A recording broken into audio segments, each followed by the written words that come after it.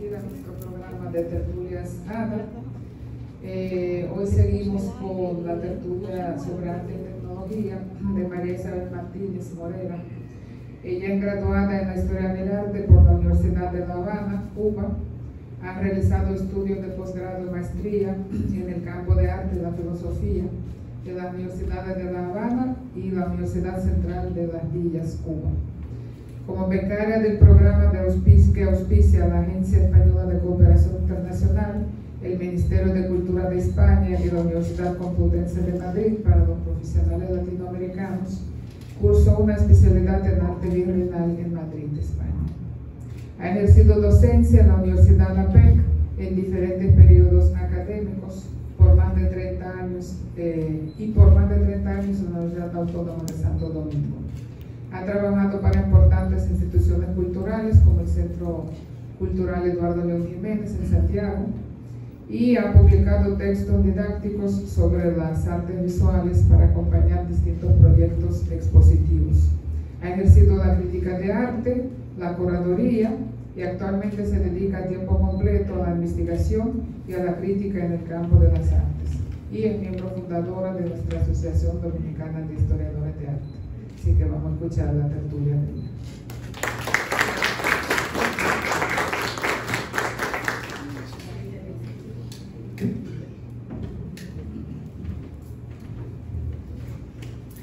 No me valen mucho las luces que no veo. Ahí está bien. Sí, no veo bien, gracias. Muy buenas noches. Van a permitirme leer mi conferencia.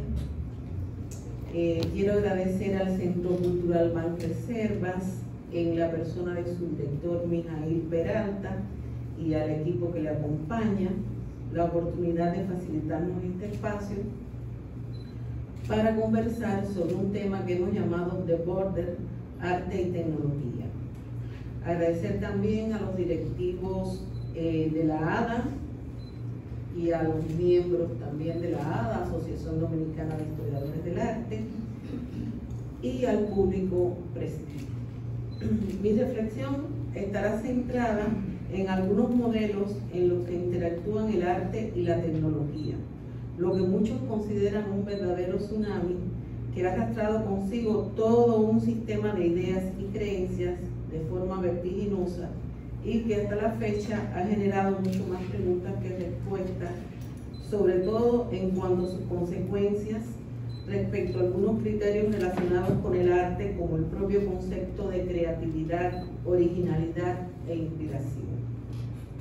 A su vez, la interacción entre el arte y la tecnología ha sacudido el sistema del arte en relación a sus formas de circulación, recepción y consumo, y sobre todo la utilización de la tecnología como herramienta para producir nuevos productos artísticos ha provocado la movilidad de fronteras, haciendo cada vez más difusos los límites relacionados con la propia naturaleza de la creación, replanteándose de manera admonitoria la presunción de la muerte del arte. En este caso, se trata de la muerte del arte creado por seres humanos, para ser sustituido por un producto mucho más versátil, original y consistente, entre comillas, de acuerdo a los últimos descubrimientos, sobre todo los relacionados con la inteligencia artificial.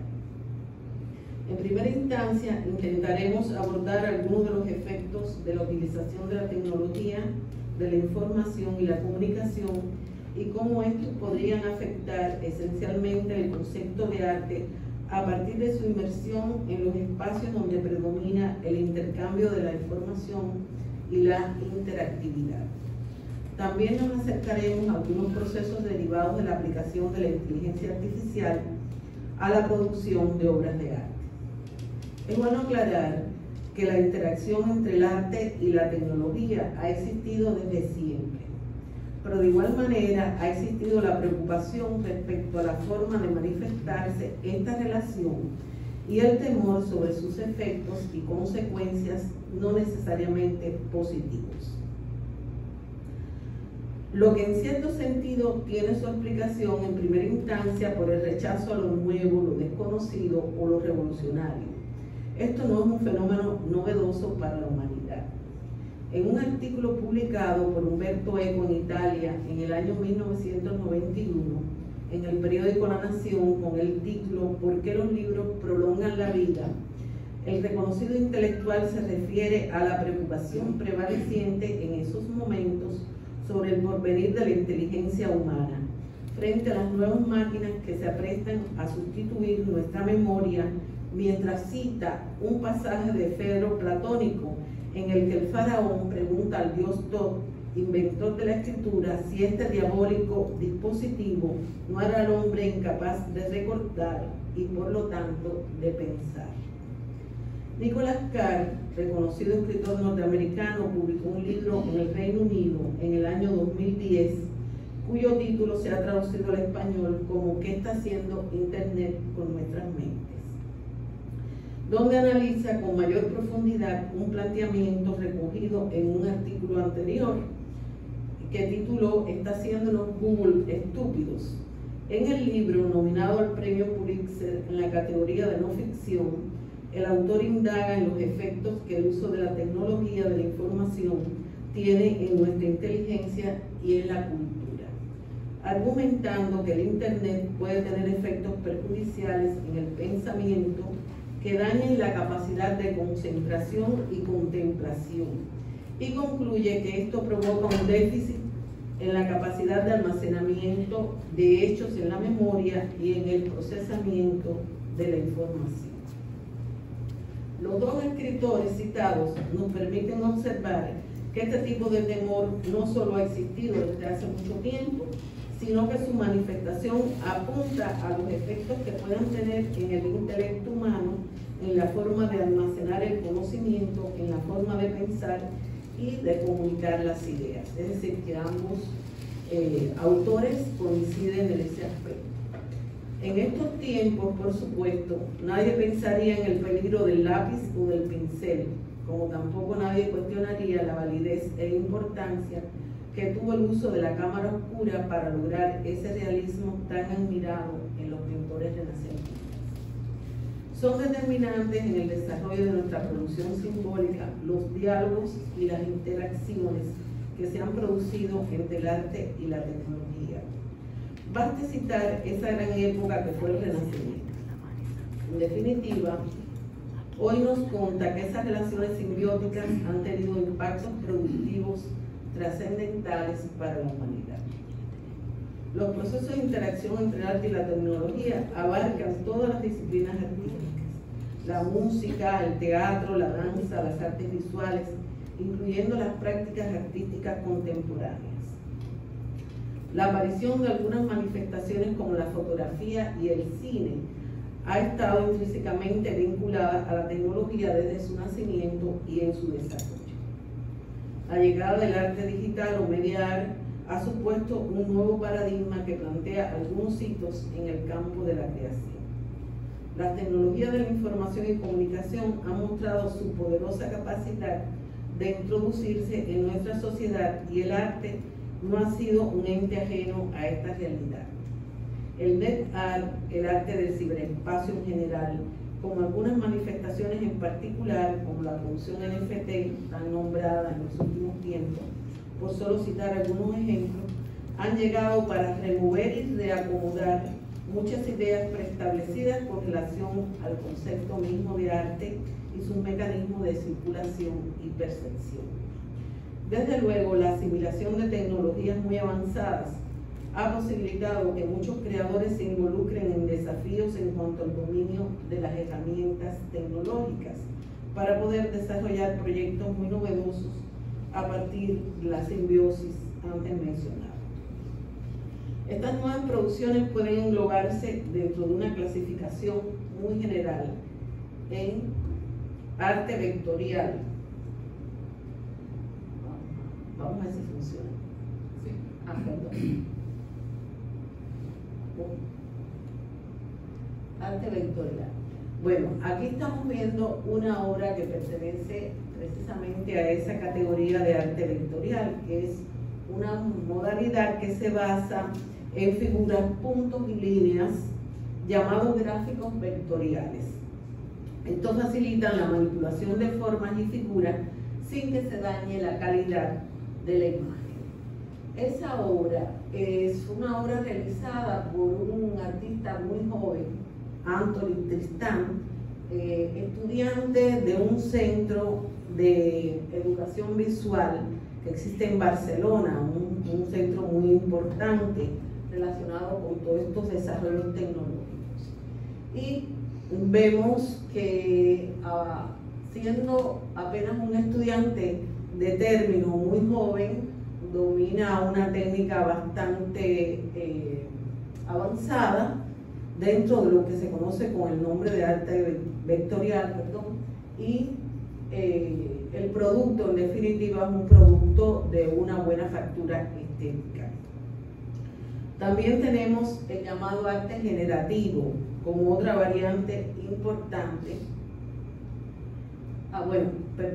Antes de pasar al arte generativo, quiero mostrarles ese logo, que es un logo conocidísimo y bueno, que todos ustedes conocen porque está vinculado a una marca de zapatos muy reconocida, Nike, y que está hecho con esta técnica de arte vectorial, utilizando la curva de Bézier, que fue un tecnólogo francés que creó un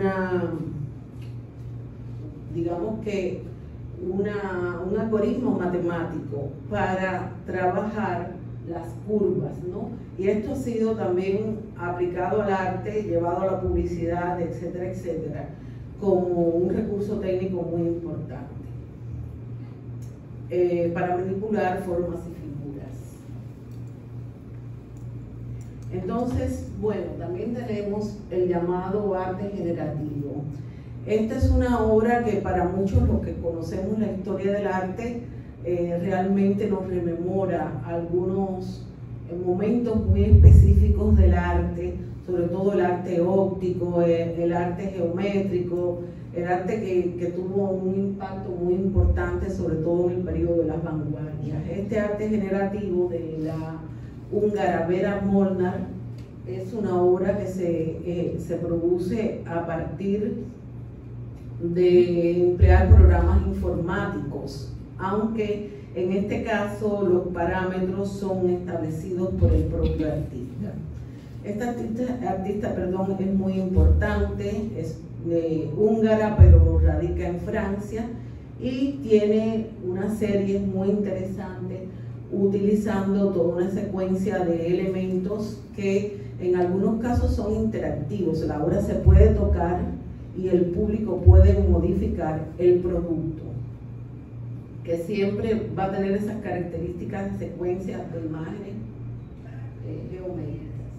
Otra obra de Vera Molnár, como ustedes están observando aquí, bueno, están dentro de los códigos similares a la obra anterior, y esta en particular es una de esas obras interactivas que el público puede tocar uno de esos cuadrados, el cuadrado se modifica. Bueno, además del arte generativo, entre algunas otras especificaciones y variantes del arte digital, tenemos el modelado 3D. El modelado 3D utiliza mallas 3D que son, digamos, para ponerlo de una manera bastante gráfica, un objeto que no tiene peso y que se puede estirar, alar en sus vértices, en sus bordes, para modelarlo de la forma más conveniente. Es muy utilizado para crear piezas en 3 dimensiones, sobre todo llevadas posteriormente a la animación. Se utiliza mucho en la animación, en los videojuegos, en la publicidad y con otros fines creativos. Aquí estamos viendo también un trabajo de modelado 3D realizado además por un joven estudiante de ese mismo centro de educación visual de Barcelona. Dida Hueso es el alumno, y ya pueden ver ahí más o menos una imagen de lo que es el proyecto en general. Y también dentro de las variantes de esta es otra obra similar diseñada por Oscar Trevejo, alumno también del mismo centro. ¿Por qué escogí estas imágenes de estudiantes? Para que vean, porque precisamente hoy en día una de las cuestiones que ha ocurrido con relación a la producción digital es que hay mucha gente joven incursionando ahí, gente con muchas habilidades porque son nacidos, ¿no?, dentro de la era digital y tienen mucha facilidad para producir sus obras de bastante calidad. Entonces también tenemos el llamado arte tipográfico. Bueno, aquí no sé si podré reproducir brevemente ese videíto. ¿Puede ser? ¿Se puede? No, el anterior. Ahí. No se puede. Un segundito.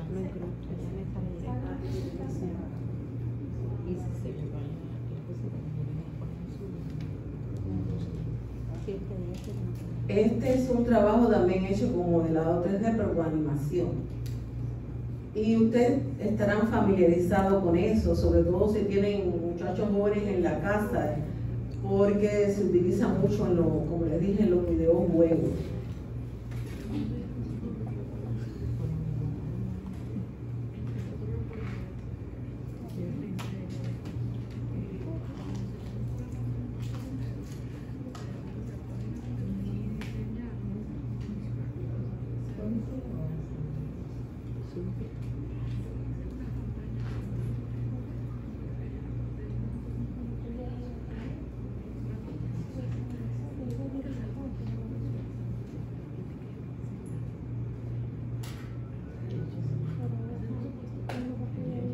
Si nos toma mucho tiempo, pues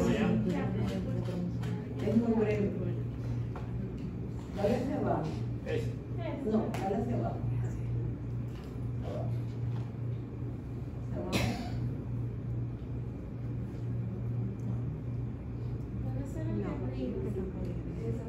El de arriba. No, arriba, porque no lo vi.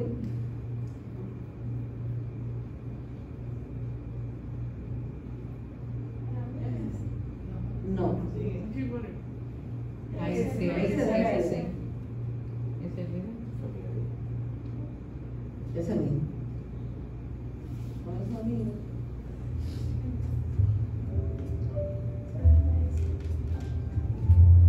Ponerle grande en la cosita, en el cuadrito.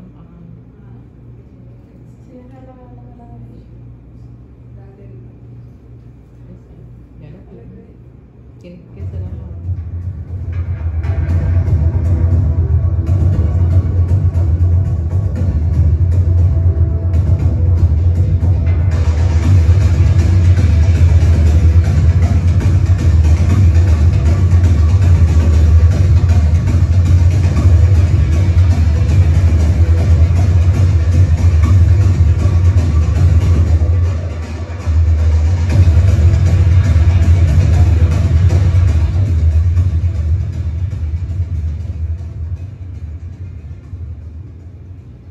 sobre todo me interesaba que vieran este desarrollo, esta tecnología de modelado 3D, porque va a estar muy presente en todas estas nuevas experiencias de arte inmersivo sobre todo. ¿Okay? Bien, entonces continuamos con el llamado arte tipográfico. El arte tipográfico también tiene sus antecedentes en épocas pasadas, sobre todo en algunos periodos específicos. No nos vamos a retrotraer muy para atrás, que también podríamos hablar de eso, pero bueno, todo lo que fueron los movimientos de vanguardia, en algunas vanguardias específicas, el dadaísmo, el futurismo, el constructivismo ruso, sobre todo, pues fue muy utilizado, porque es un arte que está muy vinculado a la publicidad, a la propaganda. En la época del constructivismo ruso, pues tuvo una fuerza muy grande, sobre todo desde el punto de vista propagandístico, para ser utilizado, digamos que en los espacios urbanos. También tuvo un impacto muy significativo en toda la cartelística. En Cuba generó todo un movimiento importante este recurso del arte tipográfico. Y bueno, la prensa en general, los medios de comunicación impresos, también ha tenido una gran trascendencia.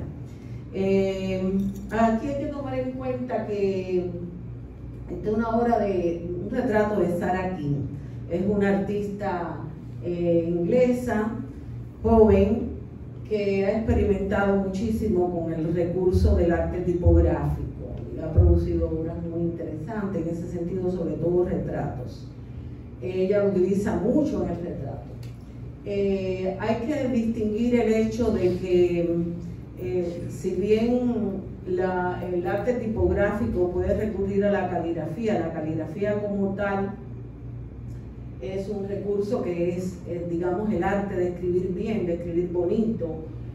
También conocemos lo que es la tipografía, que es el estilo que tienen las letras.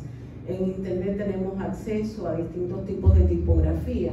Y bueno, todo eso se maneja dentro de lo que es el arte tipográfico, pero sobre todo se maneja el llamado lettering.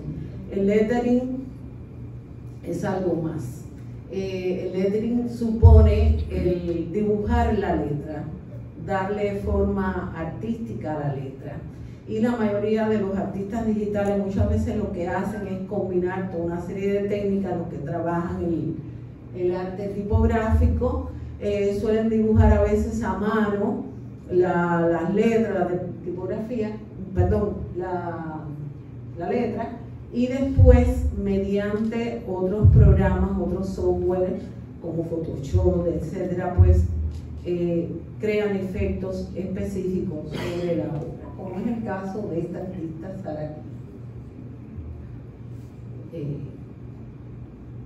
Este es otro artista también muy importante dentro de esa corriente del arte digital tipográfico, Peter Stein. Este es un retrato, ya ustedes pueden ver ahí las calidades incluso de luces y de sombra y todos esos efectos que son recursos muy utilizados en el arte común, ¿no? Y los efectos que él logra con la técnica digital son efectos muy parecidos realmente a lo que se podría lograr con el arte hecho de la manera tradicional. Y bueno, por otro lado tenemos el pixel art, es otra modalidad importante, donde aquí hay toda una corriente que está muy vinculada a grupos de artistas o jóvenes creadores o a creadores muy jóvenes. Estos artistas suelen trabajar regularmente con los videojuegos, sobre todo les gusta tomar como motivo básicamente los primeros videojuegos que se hicieron. Manejan la imagen, trabajan la imagen borrosa o la imagen en algunos casos bastante estridente, como en este caso, pero donde los elementos que la componen son elementos que están vinculados a básicamente los primeros videojuegos que se crearon, el Mario Bros, etcétera, etcétera. Este grupo de artistas incluso suele tomar su nombre de esa famosa tribu urbana, los e-boy, que tienen digamos toda una forma de peinarse, de comportarse, de vestirse, y de ahí toman el nombre este colectivo de artistas. Es decir, que todo está dentro de un ambiente muy actual, muy contemporáneo, o sea, hay todo un mundo de referencia dentro de lo que es la producción digital, sobre todo en algunos grupos de artistas muy jóvenes. Bueno, la modalidad de pixel art, para dar una definición más exacta, es aquella en la que se editan o crean imágenes para que imiten la apariencia de los primeros videojuegos e imágenes digitales. Y ahora tenemos una modalidad que se conoce, digamos que un poco más, porque ha pasado por varios periodos, aunque tuvo su efervescencia en la década de los 90, pues digamos que ya es un arte maduro, el arte de producción para la red. Y tiene la particularidad precisamente esa, ¿no?, que se utiliza para circular en la red. Esto lo convierte en una tipología de arte digital muy interesante por su interactividad, por el hecho de que la obra regularmente puede modificarse, y la mayoría de los artistas han trabajado dentro de esta corriente, sobre todo los pioneros solían formar colectivos, y todavía forman colectivos de artistas que intercambian sus obras, que la ponen a circular solo en las redes. Sí, la importancia que tiene este tipo de arte, o digamos su particularidad, es que solamente circula en las redes. Cuando se trata de participar en eventos, que hoy en día todos los grandes eventos o ferias relacionadas con el arte, como Arco, Zona Maco, por mencionar alguna, Castle, etc., cuando cogen a los artistas digitales, muchas veces imprimen alguna de esas obras, pero en el caso particular de los artistas net, no. Ellos siempre se mueven precisamente dentro de las redes. Y les hablaba que es un arte maduro ya, porque es un arte que ha pasado por varias etapas. Tuvo un primer periodo que fue un periodo donde predominaba el interés por lo estético, por las facturas, y ya se mueve mucho más dentro del campo de lo conceptual. Algunas de las obras más importantes es Herb Buttin, es un artista inglés, radica en Bristol, es una figura dentro, ya muy consolidada, muy reconocida dentro del arte net. Él específicamente tiene una vida muy activa, cultural muy activa, una vida política, es un artista que trabaja la denuncia social, es bastante irreverente y que cuestiona mucho todos los productos digitales, en definitiva, sobre el tema del mercado y todas esas cuestiones que ha provocado la irrupción de la tecnología en el arte. Es bastante crítico y polémico. Bueno, además tenemos, vamos a ver, creo que tengo otros ejemplos. Herb Buttin también es otro artista importante, este norteamericano. Aquí vemos algunas de las obras de él. Como pueden observar, es una obra muy geométrica, muy pura, con una estética minimalista. Y esta otra artista también, Nektar, de los fundadores, estos que estamos viendo son de los primeros, de los más reconocidos artistas del Nektar. Esta es una rusa, Elena, muy pero muy conocida, y esta obra en particular, My Boyfriend Come Back from the War, mi novio regresa de la guerra, es una de las obras que mayor impacto ha tenido en las redes a lo largo del tiempo. Ella, a través de esta obra, cuenta toda una historia relacionada con la soledad, la guerra, la muerte. Y cuando se tiene acceso a la obra, vamos a ver que hay toda una narrativa fragmentada, algunos links que nos llevan a una parte de la obra, otros links nos llevan a otra. Es muy interesante, a veces se producen como confusiones respecto al mensaje que el artista quiere comunicar. Pero una de las figuras más maduras, más importantes dentro de este tipo de producción artística del net art. Y para mí, Bud Košić, uno de las figuras, es un artista esloveno, una de las figuras, digamos, más innovadoras, más interesantes dentro de esa producción. Este artista suele utilizar, ahí puse para que comparara las dos obras, la obra en la que él se inspira, suele utilizar las señales de los espacios públicos para construir sus obras, entre otras cosas. como ustedes pueden ver ahí en la piedra. Bukowski es un activista político también, un activista cultural, también se ha dedicado a la literatura, es un artista multidisciplinar y muy importante, sobre todo en el mundo no sé si podemos, si no nos vamos a demorar mucho, ver este link.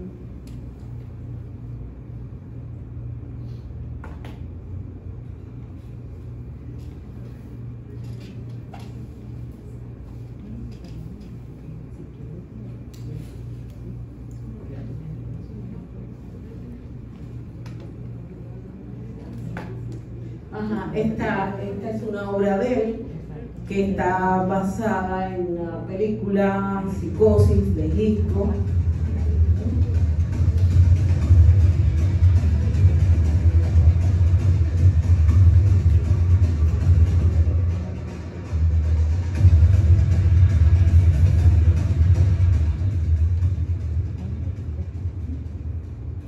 Dentro del mundo del net art, yo diría que Cossí es uno de los artistas más innovadores y más sólidos.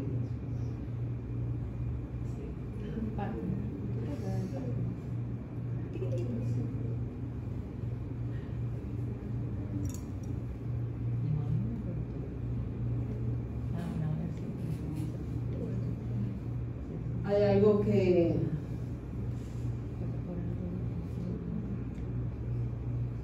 algo que quería señalar, el hecho de la velocidad de la imagen, como en los espacios o en la producción tecnológica virtual, la aceleración del tiempo es algo muy importante. Sobre esto, algunos teóricos contemporáneos han reflexionado de forma muy interesante. Por ejemplo, Paul Virilio, no sé si lo conocen, es un gran teórico francés, ya murió, no hace tanto murió, pero él analiza con relación a las tecnologías el manejo del tiempo, y cómo el manejo del tiempo suele ser un manejo acelerado y vincula estos fenómenos a ciertas estrategias de poder, y cómo en la medida en que el tiempo se va manejando de esa manera van quedando atrás toda una serie de narrativas y de elementos que son inherentes a la realidad, como si nos despojaran de la realidad mediante ese tipo de estrategias desde determinadas instancias del poder. Algunas de las obras de Cossí tienen esas características. Pasamos a la siguiente.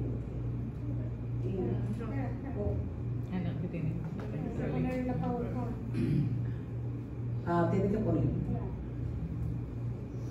No, porque quiero adelantar un poquito para no cansarlo, porque el material. Me encanta el ritmo de ella.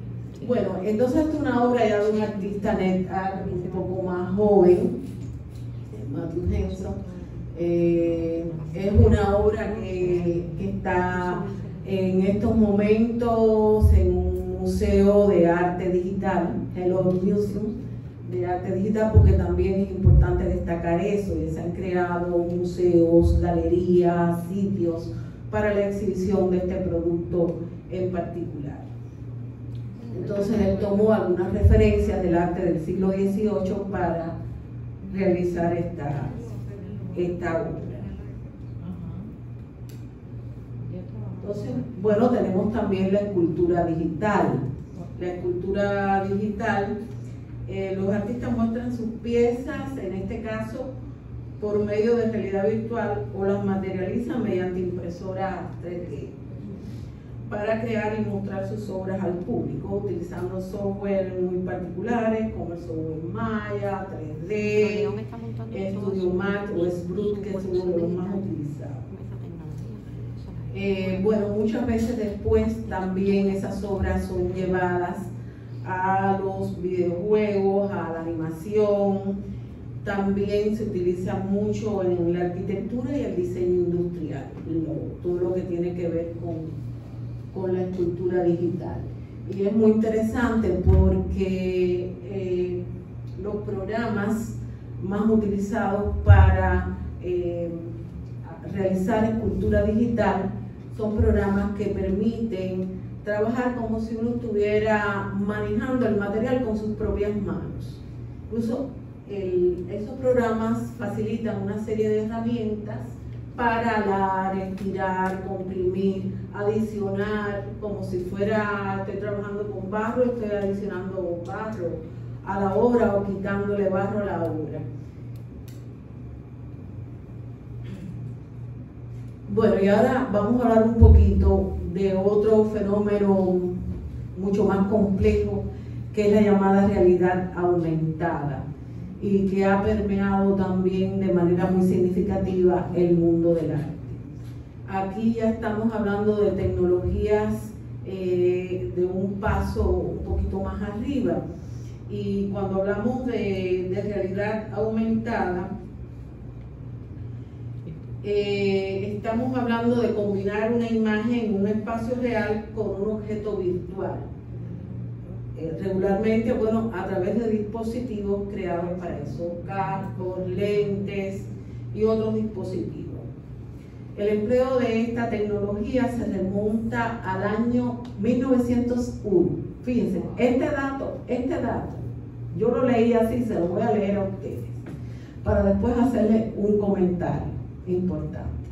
El empleo de esta tecnología se remonta al año 1901, cuando Frank L. Boone desarrolló un dispositivo que podría considerarse el prototipo de lo que hoy conocemos como realidad aumentada. Este dispositivo consistía en un gran visor electrónico cuya función era superponer información sobre la persona enfocada. Yo leo esto y me quedo así como pensando, lo encontré en internet. Fíjense, no nos podemos fiar de internet totalmente, porque en realidad a lo que se está haciendo referencia aquí, y luego comprobé el dato porque yo había leído eso en algún lugar, y realmente a lo que se está refiriendo aquí es una obra literaria, a una obra del escritor Boone, que es un escritor norteamericano. Fue el creador del escritor del Mago de Oz, entre otros muchos textos para niños que son famosos. Y realmente él tiene una obra que se llama La llave maestra, y es precisamente en esa obra, La llave maestra, donde él habla de un personaje que crea este tipo de dispositivo. Y se refiere específicamente a un dispositivo que proyecta imágenes sobre las personas, pero que esas imágenes en realidad devienen de la persona misma y que son el reflejo de su personalidad, de su carácter. Entonces, esto es un dato erróneo, pero que en realidad sale de ahí. De la manera en que está apuntado el dato, en realidad sale de ahí. De cómo la literatura, eso ocurrió siempre. Julio Verne, etcétera, etcétera, etcétera. La literatura o la ficción de alguna manera ha anticipado muchos de los grandes descubrimientos de la ciencia y de la tecnología. Bueno, sin embargo, la primera implementación tecnológica basada en realidad aumentada y relacionada con el arte llegó en el año 1957 por parte de Morton Hall, que es el creador de ese aparato que ustedes viendo ahí, que están viendo ahí. Es un sensorama, un aparato que lo utilizaba como para proyectar películas, y al mismo tiempo en el ambiente donde se desarrollaba ese aparato generaba toda una serie de, digamos, elementos sensoriales, transmitía toda una serie de sensaciones, incluso en la sala se manejaban los olores, etcétera, etcétera. Y por eso se dice que Haley es el gran precursor de lo que es la realidad aumentada. Según García Resquejo, el nombre de esta tecnología se debe al investigador del Boeing, Tom Cauder. Sí, también está ligada la aparición de la tecnología, de esta tecnología, a todo lo que tiene que ver con la aeronáutica, incluso simulación de vuelos, etcétera, etcétera. Y en la década del 90 es que se produce esta innovación en el campo de la aeronáutica. Pero, sin embargo, tal como se concibe ahora mismo, se le atribuye al tecnólogo Louis Rosenberg, que en 1992 creó el primer sistema real de realidad aumentada. Este sistema, llamado Virtual Fiction, proyectaba un brazo robótico al usuario como guía para realizar tareas específicas. En este caso también viene del medio de los automóviles, del automovilismo. Este era un ingeniero que trabajó con la Citroën y trabajó también con la Renault. Y fue el que creó ese brazo robótico que permitía diseñar o crear piezas, en ese caso, de automóvil.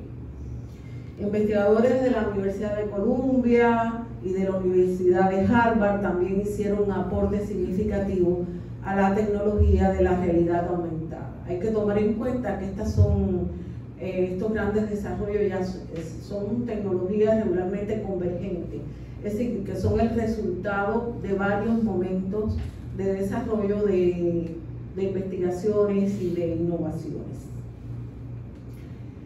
Con relación al arte, bueno, esta tecnología se ha asimilado por parte ya de un grupo de artistas bastante significativo. Incluso en Barcelona se celebra un evento, hay otros eventos, pero este es lo más importante, que se llama Art Futura, donde se exhiben obras producidas mediante la realidad aumentada. En este caso hay dos artistas, hay muchos artistas, pero hay dos artistas que yo he seguido durante un tiempo, que son Clara Bow y Diego Díaz. Esta es una obra de ellos, que se dedican a concebir obras. En la realidad aumentada lo que se hace regularmente es que en medio de un ambiente natural, en la ciudad, en el espacio urbano, pues se usan unos lentes, unos dispositivos que lo que hacen es superponer elementos virtuales a esa realidad, enriqueciendo esa realidad de alguna manera.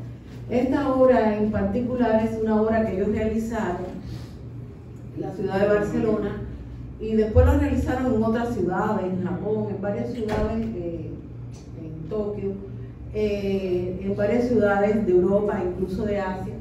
Ellos han realizado esta obra y la obra consiste en que las personas se desplazan por el espacio urbano y pueden observar el movimiento de la red Wi-Fi, cómo está el tránsito de la red Wi-Fi en esos momentos mediante luces de colores.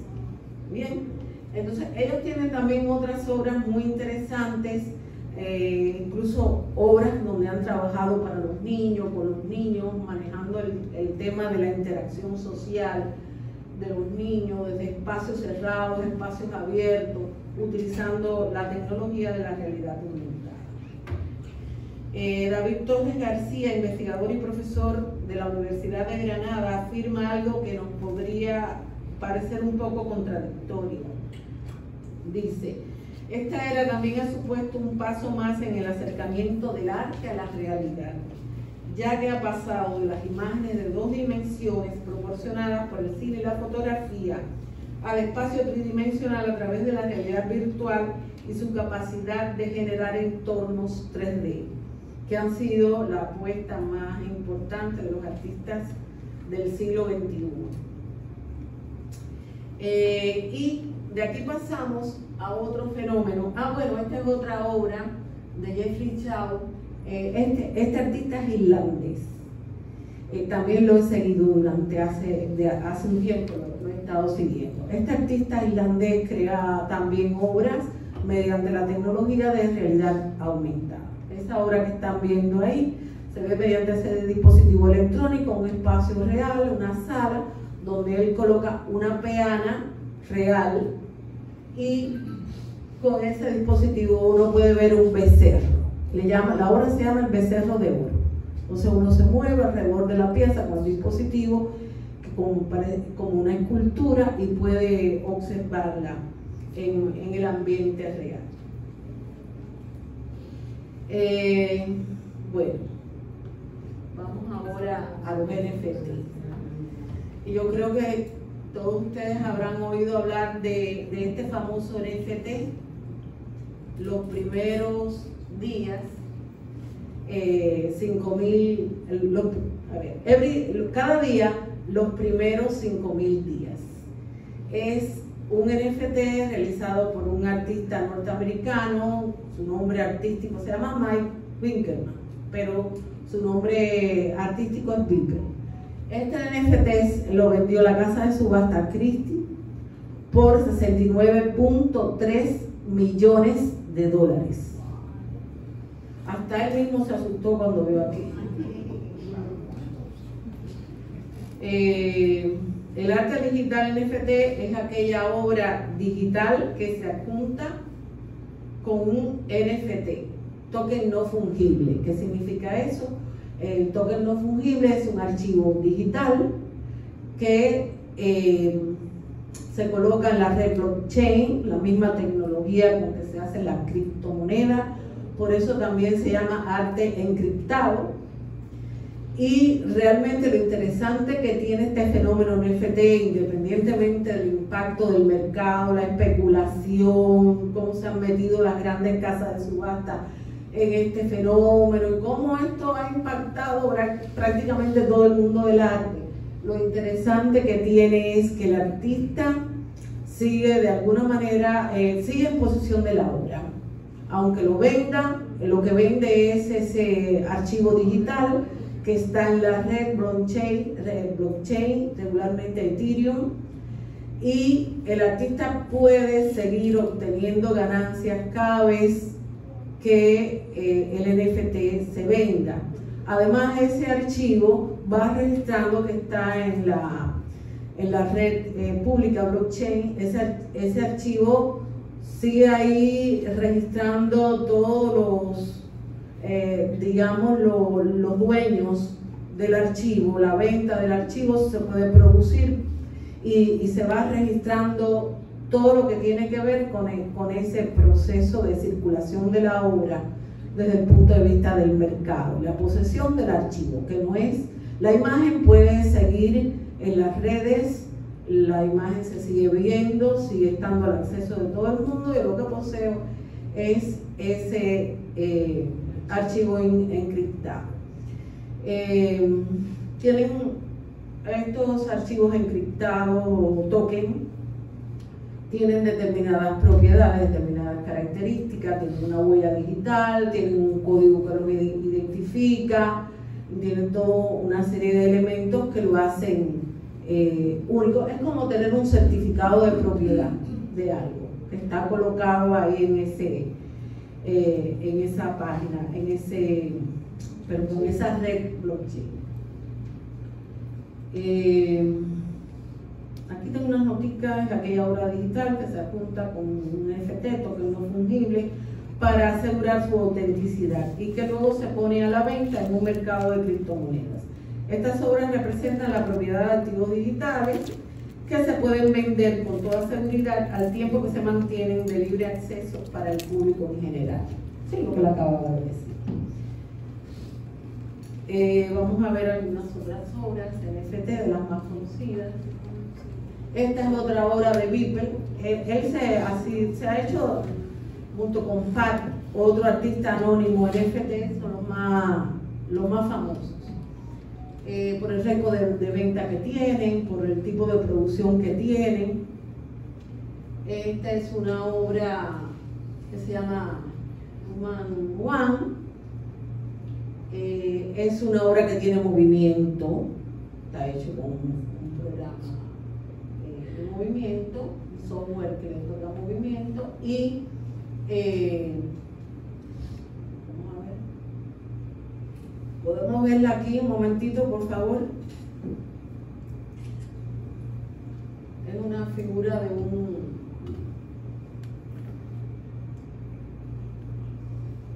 un hombre vestido de color plata que se mueve dentro de un espacio rectangular, se mueve dentro del metaverso, según el autor.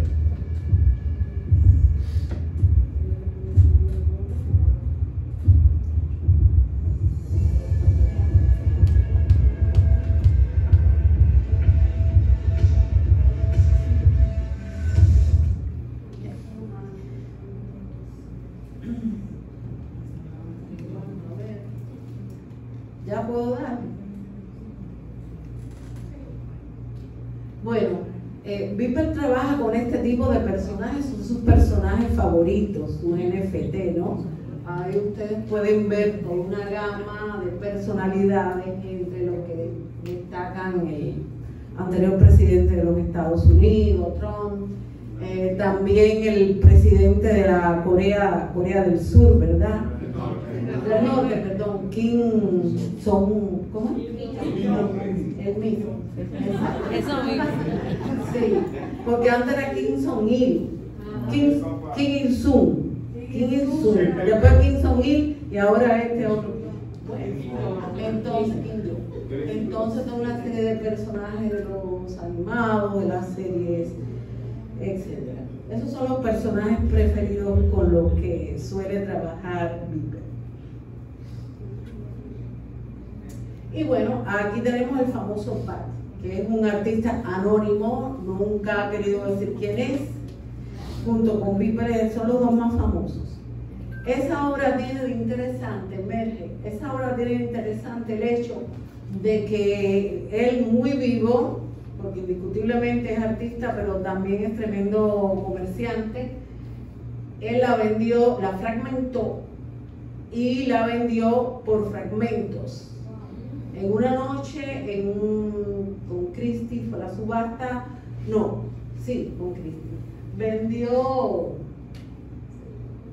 91 millones de dólares con esa pieza. Entonces, él declara que no es una serie, que no es una colección, sino que todos esos fragmentos tokenizados forman parte de la obra. Él vendió un rompecabezas. Sí, vamos a ver.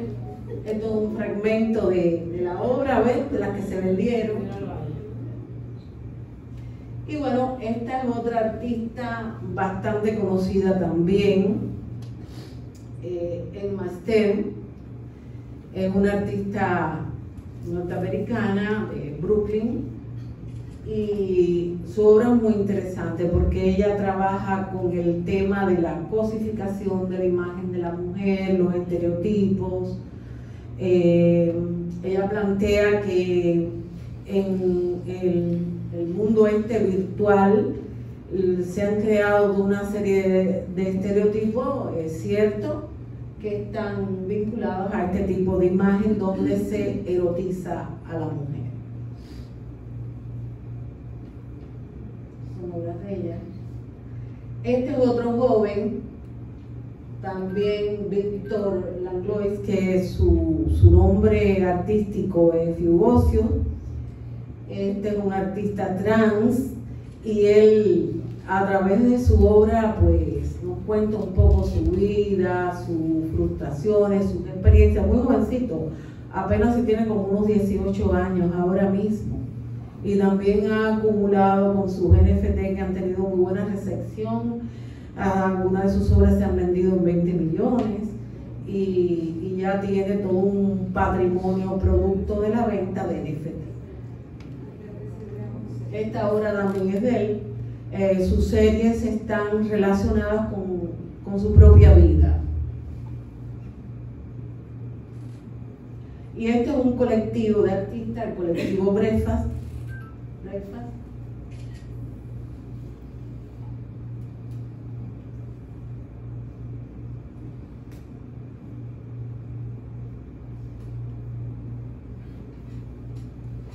hacia abajo, y creo que está al final, por el 42B.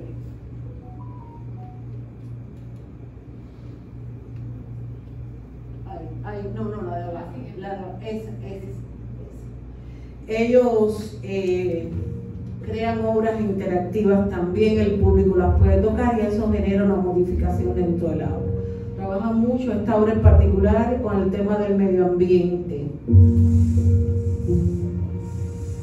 A propósito de una de las últimas cumbres mundiales sobre el medio ambiente se presentó esta obra que fue premiada.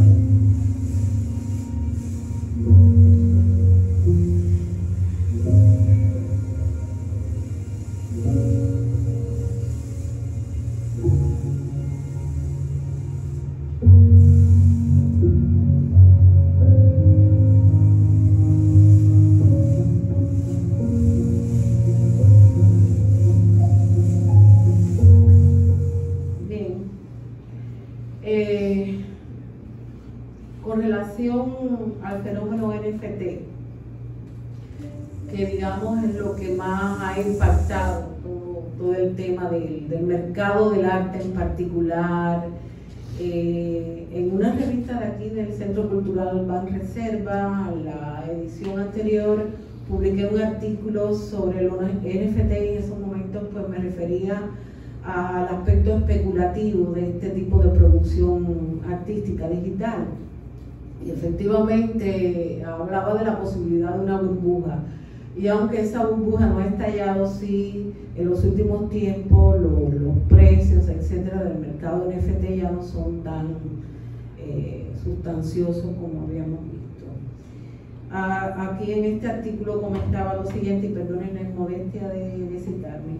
Los coleccionistas de alta gama, las grandes casas de subastas, los marchantes y los asesores de transacciones financieras en el mundo del arte y que intervienen en los circuitos artísticos más importantes se han convertido en factores determinantes respecto a la circulación y consumo del producto NFT, subordinándolo muchas veces a un criterio de rentabilidad en el que la obra de arte resulta coleccionable, en primer lugar, como activo financiero eficiente, capaz de soportar los vaivenes especulativos del mercado. Luego tomarían en cuenta el prestigio que supone la posesión de una pieza famosa, el glamour de exhibirla en algunos rascacielos de New York, Londres, París, Tokio, Dubái, Hong Kong, etc. Y tal vez en última instancia el verdadero gusto por el arte. Comentario un poco crítico, pero bueno, esto es una realidad y hay obras que tienen indiscutiblemente un gran valor. No me quise detener a hablar ni en el caso de los NFT ni en otros modelos de arte relacionados con la tecnología. No me quise referir a artistas locales por varias razones. Entre esas razones el hecho de quizás no mencionarlos a todos, el tema del derecho de autor, que también es un asunto bastante delicado. Esta gente por allá creo que no se van a enterar de esta conferencia. Y entonces, bueno, de todas formas es un tema que también estoy investigando, ya recopilando toda una serie de información sobre este tema de la interacción del arte con la tecnología. Y aquí tenemos muchos artistas, muchísimos, que han trabajado el videoarte, que han trabajado otras modalidades. Tenemos a un Pascal Mecariello, tenemos a Arangilé, por mencionar los más para allá, pero también tenemos una Ariadna Canán, un Pote de Leche, que están trabajando el tema de los NFT, toda esta gente, bueno, Mario José y Ángeles y otros artistas, ¿no?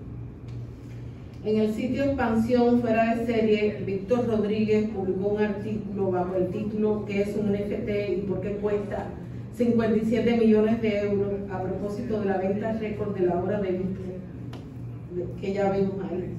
En este texto Rodríguez aborda el coleccionismo digital, el impulso que ha alcanzado la obra NFT durante la pandemia, y también aborda algunos de los artistas NFT más destacados, como Vincent y Pat, y hace referencia a un producto NFT muy particular. Cito: Hace unas semanas en Nifty-Gate, la plataforma más popular para transacciones con arte tokenizado, ellos tienen como lema: no descansaremos hasta no vender 1 millón de NFT.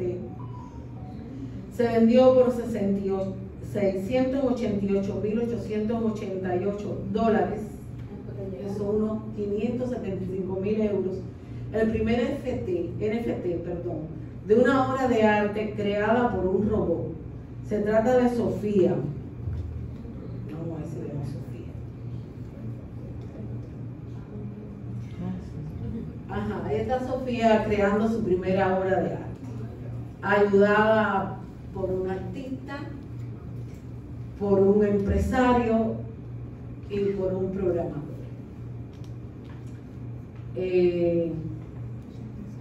Bueno, como les decía, es un robot, un humanoide que ha entrevistado a Angela Merkel o desfilado en la Semana de la Moda de New York, que modificó mediante inteligencia artificial dibujos del artista Andrea Bonaceto, que fue el artista que participó en este asunto. No todos los NFT corresponden a obras de arte.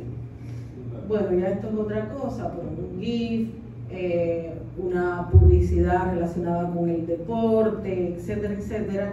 Incluso el primer tweet de Jack Dorsey, que es fundador de Twitter, también se ha vendido con un NFT. Bueno, vamos a ver a Sofía creando su obra de arte.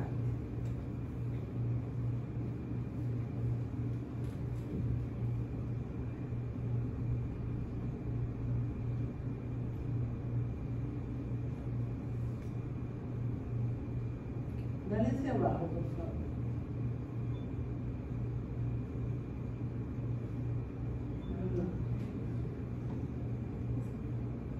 Ahí, esa. La debajo de las dos veces.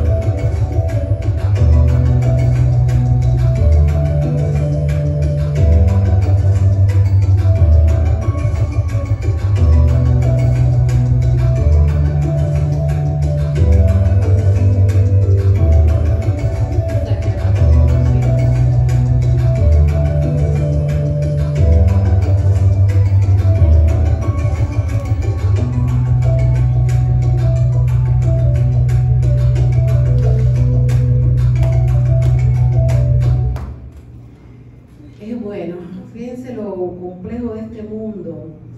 Es un mundo complicado porque aquí están involucrados toda una gama de elementos muy interesantes. Incluso muchos de los coleccionistas de este tipo de obras son coleccionistas, por ejemplo, jugadores de fútbol, artistas, figuras como Shakira, es decir que hay personas del jet set. Todo este mundo se mueve alrededor de los NFT. En el caso del tweet de Dorsey, fue vendido en $2.9 millones y definido por Sinestab, su comprador, un iraní que ha desaparecido un poco del mapa porque parece que estaba en negocio un poco raro en los últimos tiempos. Él lo definió, oigan esto, como la Mona Lisa de los tweets. Fíjense por dónde anda este mundo, se mueve como entre lo más superficial y lo más increíble, ¿no? Pero también hay obras importantes. Dado el impacto tan significativo que han tenido los NFT en el mercado, actualmente existen una gran cantidad de marketplaces. Ellos se venden en espacios de mercado, entre los que se destacan OpenSea, Binance, Bakery, Swap, etcétera, etcétera. Dentro del espectro digital con relación al arte nos encontramos también con las exposiciones inmersivas. inmersiva. Y bueno, cuando hablábamos del asunto de las tecnologías convergentes, aquí aparece realidad aumentada, todos esos programas de 3D, de todo eso, de alguna manera se sintetiza en ese tipo de experiencia. Aquí tuvimos el privilegio de tener la exposición inmersiva de Iván Tovar, que fue la primera gran experiencia que hemos tenido en ese sentido, y de verdad que tuvo un impacto tremendo. A mí me parece una cosa muy interesante con relación a esa experiencia, y es que posteriormente tuvimos la oportunidad de ver, bueno, sobre todo público en general, una exposición con obras de Iván Tovar. Me parece que eso fue muy beneficioso en todos los sentidos, porque en primera instancia hubo ese mecanismo de atracción hacia lo desconocido, ese impacto de la exposición inmersiva con toda esa gran cantidad de despliegue de recursos tecnológicos, se mostrarnos la obra de Iván así, pero mucha gente que tal vez no lo había oído hablar de ese artista, me refiero a un público muy particular, y sin embargo después hubo ese momento para tener esa relación íntima con la obra de Iván Tovar, ese momento que de alguna manera es imprescindible. Bueno, y también ya sabemos todo que ha habido exposiciones inmersivas dedicadas a Magritte, a Goya y a Gran Van Gogh, Frida Kahlo, incluso todas esas exposiciones. Y están surgiendo espacios específicos, sobre todo en Barcelona. Fíjense que le he mencionado Barcelona más de una vez, porque dentro de las ciudades europeas está un poco a la vanguardia de todo esto, y han surgido espacios específicos para la puesta en exhibición de las exposiciones inmersivas. También aquí tuvimos otra experiencia casi paralela a la de Tovar, que fue la de una artista argentina que estuvo en Bellas Artes, a la de Judith, exactamente. Bueno, donde ella hizo, era una exposición homenaje a Cloutier. Era una obra también muy sensorial, la tecnología también era tecnología relacionada con las experiencias inmersivas, y uno llegaba, se desplazaba por el espacio y se producían reacciones de la obra en ese sentido. Bueno, hay un artista, vamos a ver. Bueno, sigamos. Esta es la imagen de esa gran exposición, además una exposición inmersiva, digamos que monumental por el espacio donde estuvo, un hito en el país. Y bueno, esta era de Judith Cisneros, Licurgo, obra de luz. Aquí también se manejaron los olores, todo lo que tiene que ver con sentido. Esto es un artista chino que yo también vengo siguiendo hace un tiempo. Increíble, Cao Yuxi. Él hace obras relacionadas con el tema del medio ambiente. Él vive en los Estados Unidos. Y esta obra famosísima ya nos pone a hablar de otra cosa, y es el tema de las inteligencias artificiales. El alcance de la inteligencia artificial se expande cada día más en el ámbito de la creación artística, convirtiéndose en una carrera imparable, donde aparecen vertiginosamente nuevos y más sofisticados desarrollos, que de inmediato se ponen al alcance de los creadores, como es el caso del ChatGPT, el famoso ChatGPT. Que bueno, visto así de una manera más que simple, el ChatGPT es un modelo que trabaja o funciona básicamente con textos, posee, digamos que un mapa neuronal, una red neuronal que se alimenta con muchísima información y usted le puede solicitar, utilizar un prompt, como se dice ya en la tecnología, un prompt para pedirle lo que usted quiera. Le da con relación a una obra de arte, le da las especificaciones y le dice las medidas y todo eso, y bueno, se puede obtener. Pero también hay unos... Y no salió en el periódico precisamente que para hacer eso necesita un montón de... ¿Cómo se mide la electricidad? Claro, todo esto, incluyendo los NFT. Los NFT han tenido muchos problemas por el asunto de la contaminación ambiental. Sí, además, imagínate. Pero bueno, la inteligencia artificial ya es algo que llegó, no se para, eso no se va a parar. Incluso hay muchísimos programas de inteligencia artificial vinculados al arte.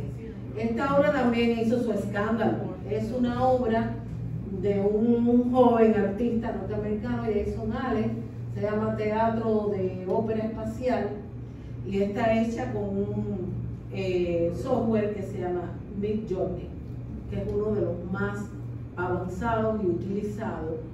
En este caso, este artista participó en un concurso en los Estados Unidos y ganó el concurso, y eso creó un escándalo grandísimo. Se atacó muchísimo al artista por haber precisamente creado una obra a la inteligencia artificial. Él solo hizo algunas modificaciones con algunos programas y bueno, los comentarios fueron muchos y muy variados. Uno de los comentarios que saqué dice: estamos viendo cómo muere el arte ante nuestros ojos. Si los trabajos creativos no están a salvo de las máquinas, incluso los trabajos altamente calificados corren el peligro de volverse obsoletos. ¿Qué tendremos entonces?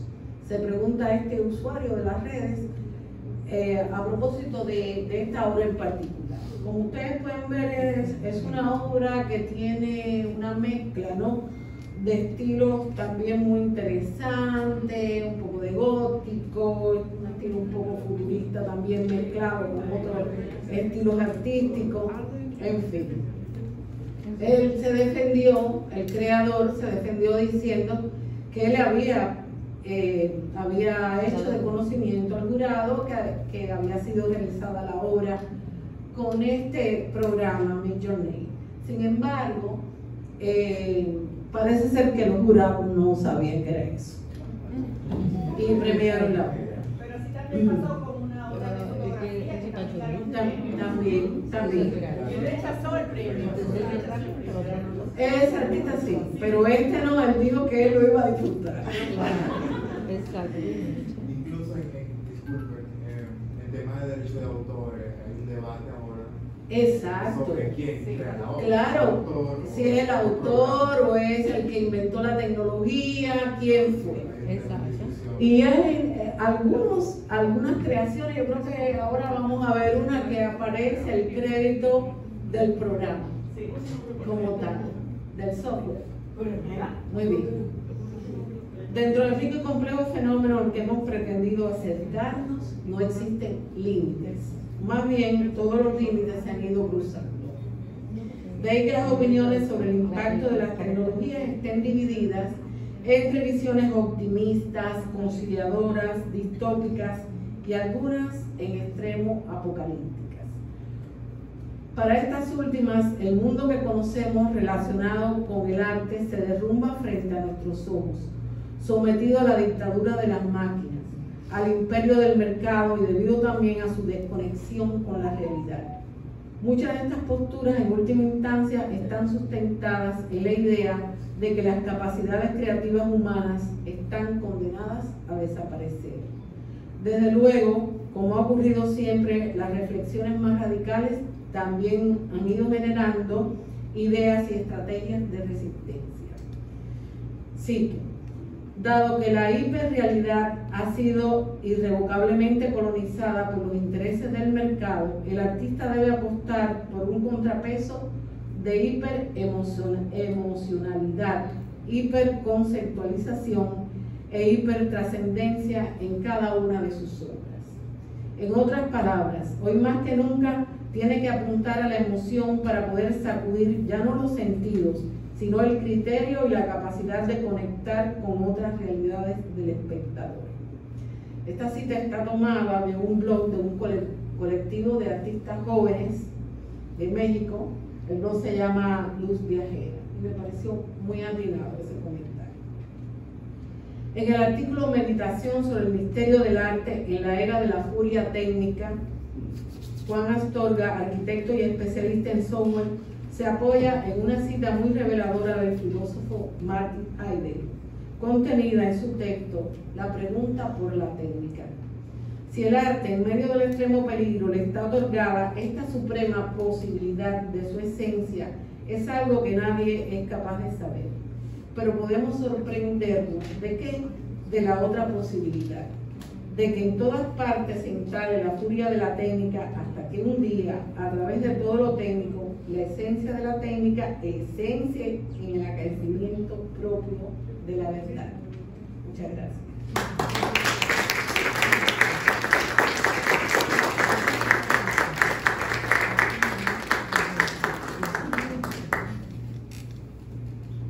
Me faltó esa obra. Y esa es la que tiene los créditos. Perdón, que tenía los créditos de la pantalla.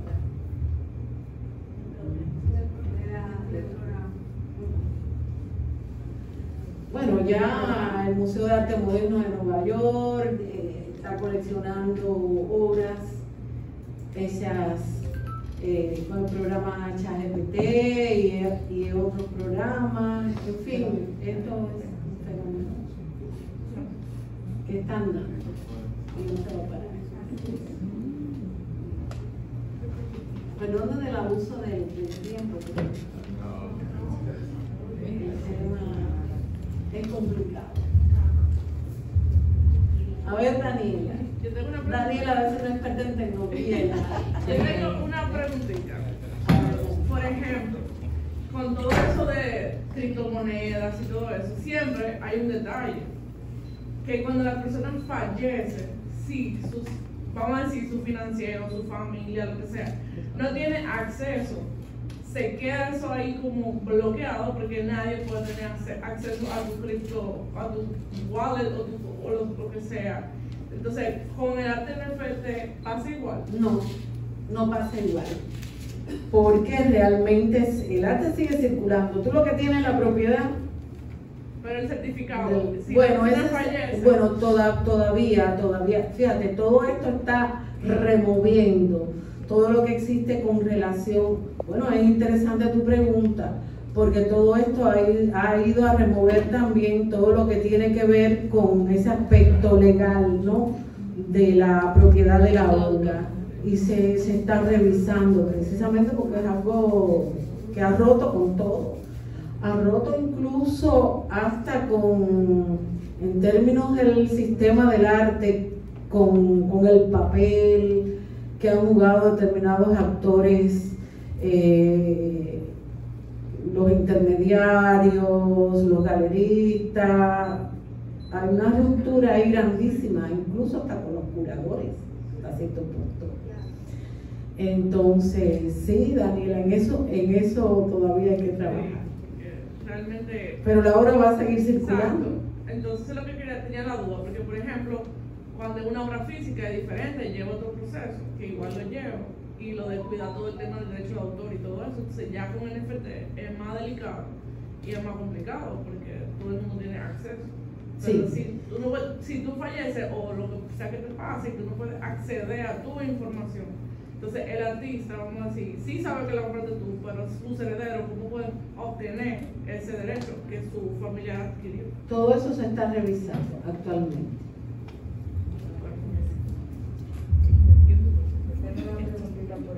A ver. ¿Cuál es la técnica más utilizada? ¿Qué impacto tiene la tecnología artificial y la nueva tecnología en el arte 3D? Me gustaría saber. Bueno, la misma, mejor dicho. Es que como te decía, todas estas tecnologías se manejan, se emplean de manera convergente, se nutren unas con otras. ¿Te das cuenta? Pero en el caso particular, ¿qué impacto tiene las nuevas tecnologías y la inteligencia artificial supongamos la técnica más usada? ¿Cuál es el impacto? ¿Cuál es la técnica más usada ahora mismo en la actualidad? O el arte más utilizado en cuanto a la creación del arte, en todo lo que usted explicó. A ver, lo que te puedo decir es que, por ejemplo, lo que más se ha sostenido en el tiempo, algunas de las manifestaciones que más se han sostenido en el tiempo, tenemos por ejemplo el NetArt. Por eso le hablaba de varios ciclos o varias etapas por los que ha transitado ya esa tecnología.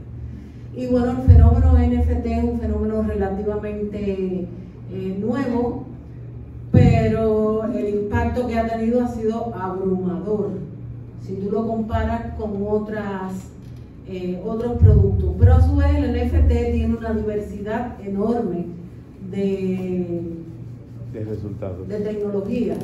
No es en el sentido de que un NFT puede tener o utilizar un programa 3D o puede utilizar, no tiene que ser una obra metálica, puede ser una obra.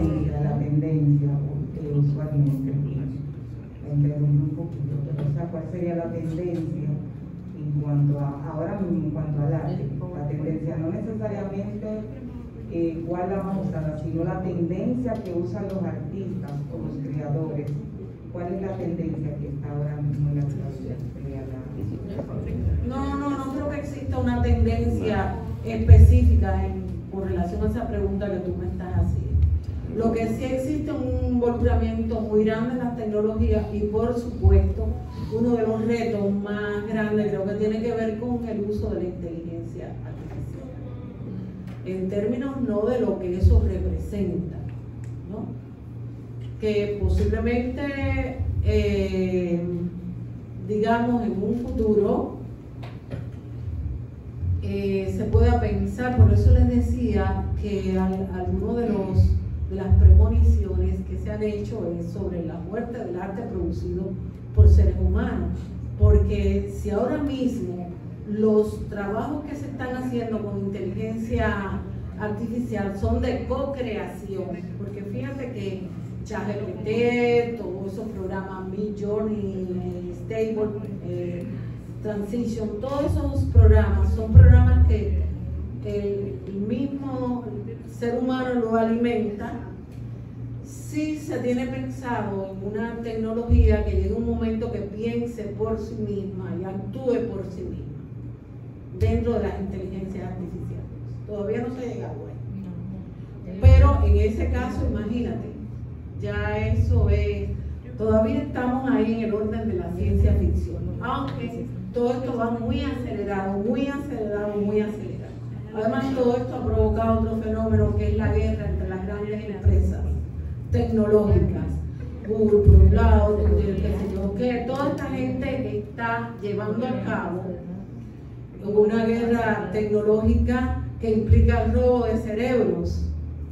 Por ejemplo, Elon Musk recientemente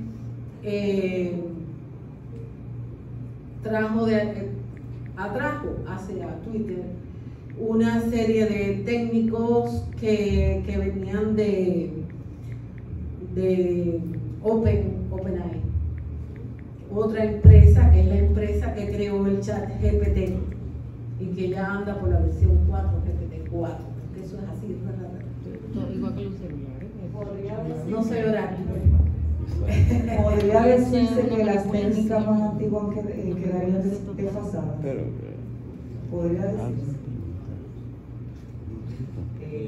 Creo que el arte se sigue haciendo arte con las técnicas más antiguas. Todo esto también es reciclaje de muchas cosas. Fíjate que cuando hablé de arte tipográfico, en todo momento estuvimos haciendo alusión a lo pasado, a lo que ya. Y bueno, cuando cité a Virilio, por Virilio, uno de los temores que él manifiesta es precisamente eso, la pérdida de la memoria del pasado.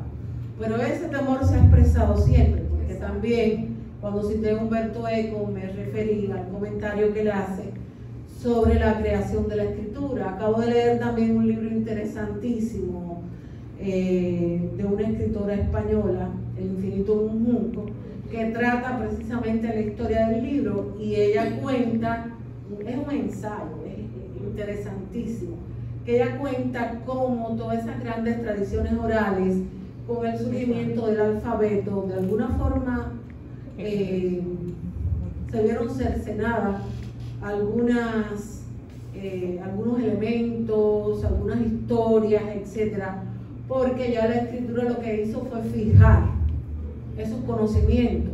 O sea, antes, pues, de que existiera el alfabeto como tal y se desarrollara la escritura, pues todo se transmitía. Nosotros éramos los computadores, la computadora. Todo ahí se almacenaba en el cerebro.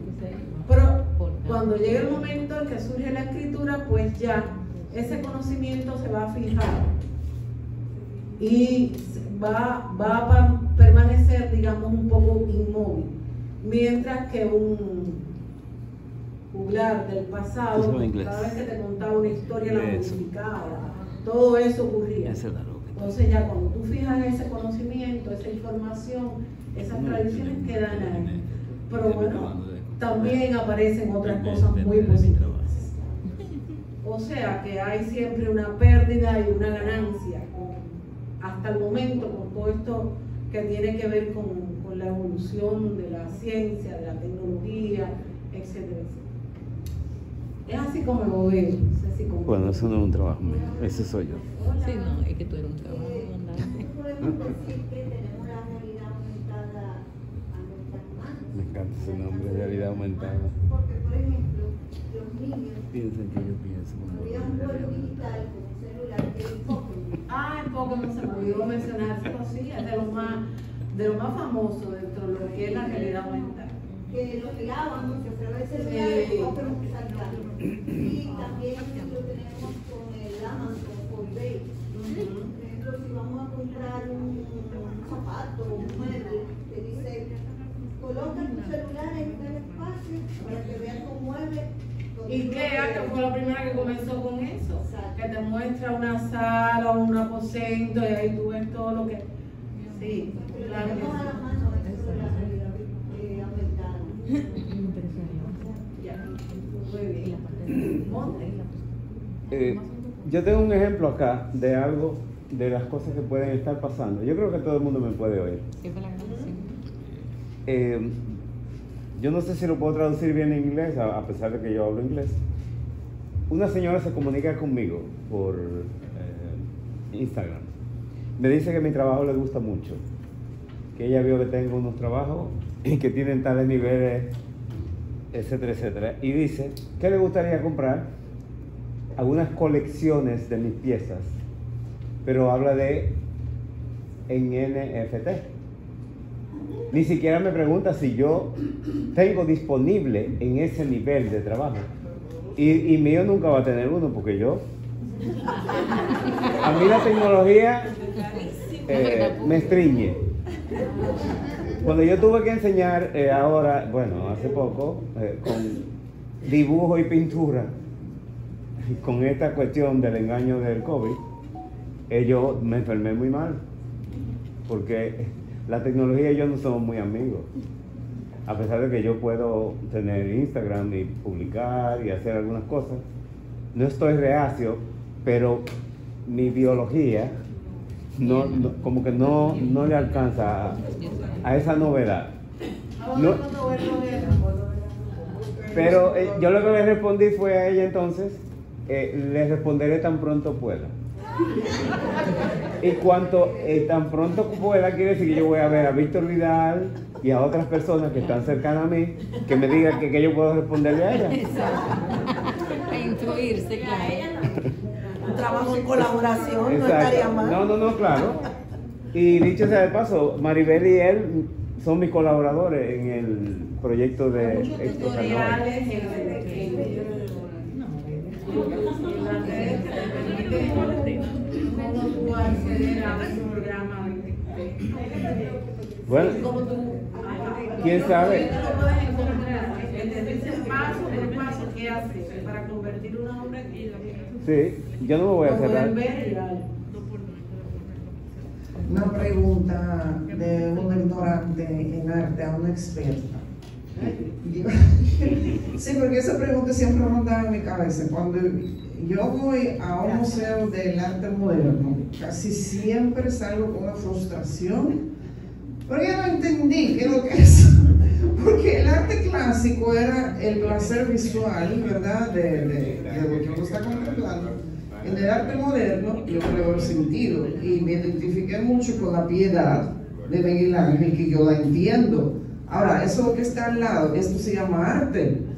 Yo no entiendo esto, entonces, ¿qué es arte? ¿Qué es arte? Dígame la experta. Cualquiera que trazó una línea es un arte. ¿Qué ha llegado a ser? Bueno, esa es una de las preguntas más difíciles de contestar. Precisamente. Como el señor con el bloqueo de la tecnología. Claro, eso es uno de los grandes problemas. Imagínese usted. Cuando, sobre todo en el arte contemporáneo, ya hace rato que vienen sucediendo tantas cosas, porque las fronteras, primero las fronteras entre el arte y la vida hace rato que se han ido rompiendo, ¿no? Y todo este tema de la tecnología, bueno, el arte y la vida, el arte y la filosofía, o sea, el arte ha cruzado muchas fronteras en un territorio bastante expandido, y con esto de la tecnología va mucho más allá todavía. Entonces esa pregunta que me está haciendo... De hecho, para mí fue un insight que esto de videojuegos también es arte. Ahorita lo pensé, sí, es verdad, pero yo como que no me pasaba por la cabeza. No, pero no se trata que todos los videojuegos sean obras de arte, se trata de cómo esto ha sido asimilado por el arte e integrado al arte. No quiero que haya ninguna confusión en eso, porque no todo lo que vimos necesariamente ahí fue, sino los procesos, ¿no? Y las tecnologías. No es una pregunta, buenas noches, gracias por la excelente exposición. Es un aporte. Usted decía que tenía temor de mostrar algunas que otras piezas de arte de algunos otros artistas de aquí. En posición o en defensa de la ley de derecho de autor está la ley de información pública y la ley de educación. Por eso instituciones como estas pueden mostrar piezas artísticas. Yo sé. Sí. Yo sé, pero eso no quita que algún artista por ahí hubiera rebate y le diga a uno, mira, dijiste tal cosa, no me consultaste. No, pero realmente en defensa de todo eso, porque la ley de derecho de autores aquí en este país tiene mucho peso, pero sí, está en defensa, está la ley de información pública y la ley de educación. O sea que no hay ningún problema con comunicar sobre qué están haciendo los artistas. Sí, no, pero yo no lo dije en extremo, tú sabes, sino que, bueno, como era un tema tan amplio y entonces también te ponen a poner algunos ejemplos, deja a otros fuera. Mira, toda la vida en el mundo este de los artistas, yo sé que tienen una sensibilidad, una flor de piel. Hay algunos que se molestan si tú dices su nombre y no dices el nombre artístico, la cosa llega a un extremo. Entonces, ya yo creo que puede haber un momento para tocar ese tema y tratar de ser lo más amplio posible. Bueno, mencioné algunos. No, pero le digo que por eso los noticieros, los periódicos mencionan este tema con libertad. Bueno, gracias.